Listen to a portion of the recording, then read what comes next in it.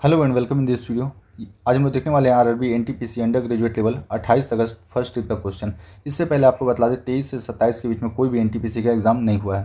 पहला क्वेश्चन है, which state of India touch the western ghat. Western ghat को 6 स्टेट टच करता है। आप ये नंबर भी याद रखिए, कितना स्टेट जो है वेस्टर्न घाट को टच करता है, तो 6 हो जाएगा। इसमें हो जाएगा गुजरात, महाराष्ट्र, गोवा, कर्नाटक, केरल और तमिलनाडु हो जाएगा। ऑप्शन में दिया हुआ था एक बिहार दिया हुआ था, तो बिहार जो है वेस्टर्न घाट को टच नहीं करता। बिहार जो है सेंट्रल और नॉर्थ सेंट्रल इंडिया में है, तो ये वेस्टर्न घाट को टच नहीं करता है। इसके अलावा जो इंपॉर्टेंट क्वेश्चन है कि वेस्टर्न घाट की जो पहाड़ी है उसको क्या कहा जाता है, तो सह्याद्री कहा जाता है वेस्टर्न घाट की पहाड़ी को। अगला क्वेश्चन है, Chile and Argentina located in which continent. तो ये आसान सा क्वेश्चन हो गया। चिली और अर्जेंटीना जो है आपका साउथ अमेरिका का जो दो देश है। आपसे पूछा जाएगा दुनिया का सबसे लंबा देश कौन सा है, तो ये हो जाएगा चिली हो जाएगा। इससे पहले के पेपर में आ चुका है कि अर्जेंटीना की सबसे ऊंची पहाड़ी का नाम क्या है, चोटी का नाम है, तो अंकाकागुआ इसका नाम हो जाएगा। अर्जेंटीना की सबसे ऊंचा माउंटेन का नाम हो जाएगा अंकाकागुआ। ये कैपिटल जो है 2016 का पेपर में पूछा गया कि अर्जेंटीना का कैपिटल कौन सा है, तो ये हो जाएगा ब्यूनस आयर्स हो जाएगा। और कैपिटल अगर चिली का पूछा जाए तो ये सेंटियागो हो जाएगा आपका चिली का कैपिटल, तो इसको भी याद रखिए। अगला है, SLINEX 2025 exercise happen in which year. Actually पूछा गया स्लिनेक्स 2024 जो है किस स्टेट में हुआ है, किस प्लेस पे हुआ है, तो ये हुआ आपका विशाखापट्टनम में हुआ है। और स्लिनेक्स जो है इंडिया और श्रीलंका के बीच में जो बाईलेटरल जो है आपका नेवल एक्सरसाइज है, तो इसको भी याद रखिए, एक नेवल एक्सरसाइज है। और 2025 का अगर पूछा जाएगा तो 2025 का आपका कोलंबो पोर्ट पर हुआ है। अगला क्वेश्चन है, what happen when we double click on the file and folder. जब भी हम लोग फाइल या फोल्डर पर डबल क्लिक करते हैं तो वो फाइल या फोल्डर जो है ओपन हो जाता है। अगर राइट क्लिक करते हैं तो ये आपको जो है प्रॉपर्टी को शो करता है, जहाँ पर हम लोग जाकर रीनेम वगैरह कर सकते हैं, कितना कैपेसिटी है उस फाइल या फोल्डर का उसको देख सकते हैं। तो डबल क्लिक से वो ओपन हो जाता है और राइट क्लिक से जो है प्रॉपर्टी हम लोग को देखने लगता है उस फाइल का। Which folk song belongs to the Maharashtra. Maharashtra का जो दो फोक सॉन्ग है ये आपका लावनी हो जाएगा, तमाशा हो जाएगा। आपका तमाशा ऑप्शन में दिया हुआ था, तमाशा जो है आपका महाराष्ट्र का है। इसके अलावा जो आप लावनी, तमाशा, पोवादा जो है ये तीनों जो आपका हो गया फोक सॉन्ग हो गया महाराष्ट्र का। अगला क्वेश्चन है, article 371A give the special status to which state. Article 371A जो है ये नागालैंड को स्पेशल स्टेटस देता है। आपसे पूछा जाएगा आर्टिकल 371 का जो सीरीज है ये कितने स्टेट को स्पेशल स्टेटस देता है, तो ये 12 स्टेट को जो है आपका स्पेशल स्टेटस का दर्जा देता है। इसके अलावा ये सारे क्वेश्चन जो है आपका यूपीएससी से लेकर रेलवे ग्रुप डी तक भी सारे पेपर में आ चुका है। तो 371 का ए जो है आपका ये नागालैंड का है। और सिर्फ 371 अगर बोला जाए तो ये महाराष्ट्र और गुजरात को जो है स्पेशल स्टेटस देता है, ये अभी आ चुका है। जो बी है आपका 371 का बी है ये असम को स्पेशल स्टेटस देता है। 371 का जो सी है ये मणिपुर को। 370 डी और ई जो है आपका आंध्र प्रदेश और आंध्र प्रदेश यूनिवर्सिटी को जो है स्पेशल स्टेटस देता है। एफ जो है आर्टिकल 371 का ये सिक्किम को स्पेशल स्टेटस देता है। जी जो है मिजोरम को देता है। एच जो है आपका अरुणाचल प्रदेश को स्पेशल स्टेटस देता है। आई इंपॉर्टेंट है, गोवा को स्पेशल स्टेटस जो मिलता है ये आर्टिकल 371 आई के तहत मिलता है।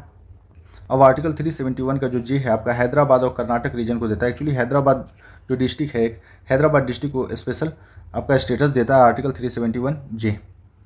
अगला क्वेश्चन है, who give the slogan Swaraj is my birth right. Swaraj is my birth right जो स्लोगन है ये बाल गंगाधर तिलक के द्वारा दिया गया। आपसे पूछा जाएगा ये जो है Swaraj is my birth right I shall have it, ये स्लोगन जो है बाल गंगाधर तिलक के द्वारा कब दिया गया था, तो ये दिया गया था 1916 में दिया गया था।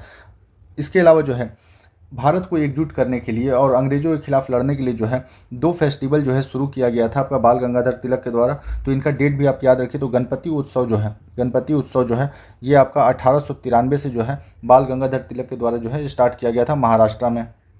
इसके अलावा जो है 1895 में जो है आपका शिवाजी उत्सव जो है ये भी स्टार्ट किया गया था आपका बाल गंगाधर तिलक के द्वारा। वैलेंटाइन सिरोल जो है आपका बाल गंगाधर तिलक को जो है इंडिया अनरेस्ट का फादर कहते हैं कि भारत में जो भी आपका मतलब अंग्रेजों के खिलाफ आपका प्रॉब्लम क्रिएट हो रहा, इसका फादर जो है बाल गंगाधर तिलक को कहा गया है वैलेंटाइन सिरोल के द्वारा। तो इसको भी याद रखिए। ये वैलेंटाइन सिरोल का एक बुक है इंडिया अनरेस्ट, इसी बुक में जो है बाल गंगाधर तिलक के बारे में मेंशन किया गया है कि इनको कहा गया है फादर ऑफ इंडिया अनरेस्ट। इसके अलावा जो है इनके द्वारा दो जो है पेपर लिखा गया था, न्यूज़पेपर लिखा गया था। केसरी जो है मराठी लैंग्वेज में है और दूसरा जो है मराठा जो है आपका इंग्लिश लैंग्वेज में पब्लिश किया गया था बाल गंगाधर तिलक के द्वारा।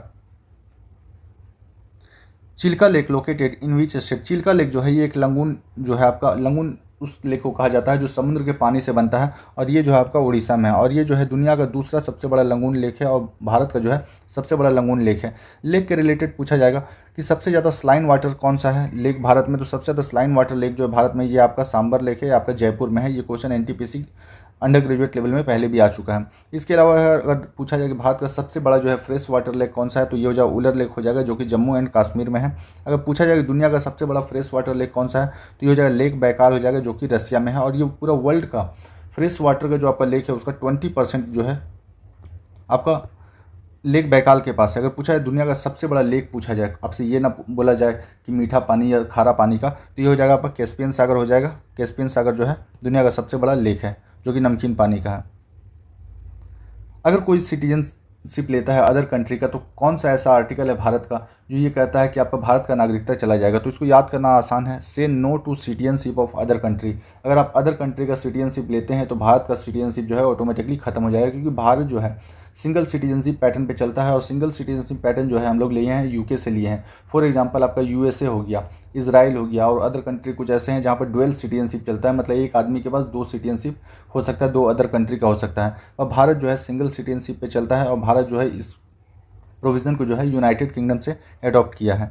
अगला है by which article of Indian constitution give the power of amendment. Bharat के संविधान में चेंजेस लाया जाता है टाइम टू टाइम, जो भी भारत के लिए अच्छा हो, तो इसके लिए जो है आपका आर्टिकल 368 का इस्तेमाल किया जाता है। मोस्टली ये रिपीटेड हुआ था कि आर्टिकल 370 जो जम्मू कश्मीर से रिलेटेड है, उसको किस आर्टिकल के तहत जो है हटाया गया, तो आर्टिकल 368 का इस्तेमाल करके आर्टिकल 370 को हटाया गया था। मतलब अमेंडमेंट का जो पावर है भारत के संविधान में, किसी भी तरह का जो चेंजेस आएगा, ये मेंशन किया गया है आर्टिकल 368 के तहत कि 368 का इस्तेमाल करके भारत के संविधान में किसी भी तरह का चेंजेस लाया जा सकता है।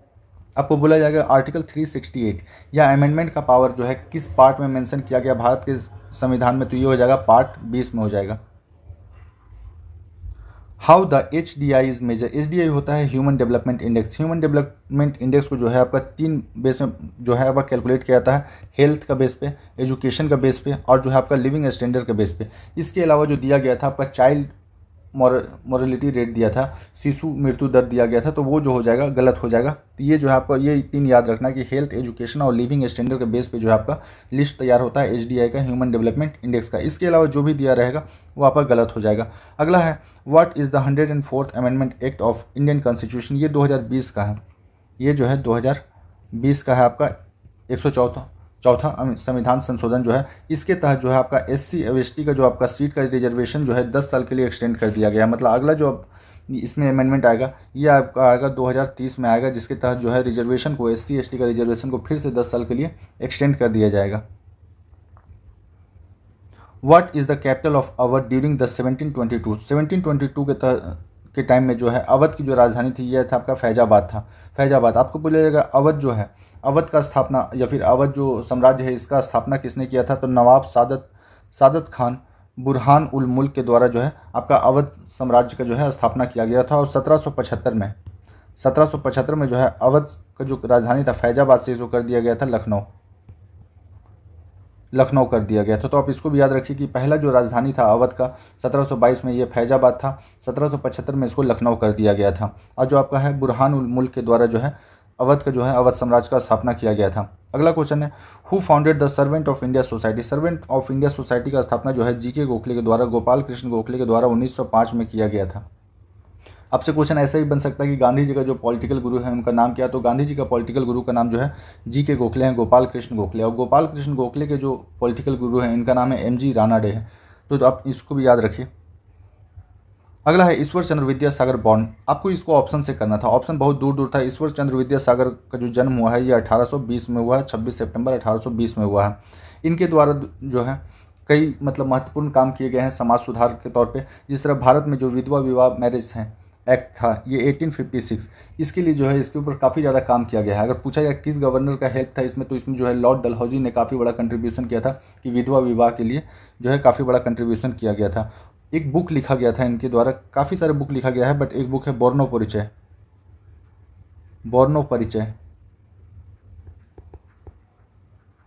ये जो बुक है लिखा गया है ईश्वर चंद्र विद्यासागर के द्वारा और ये एक समाज सुधारक थे।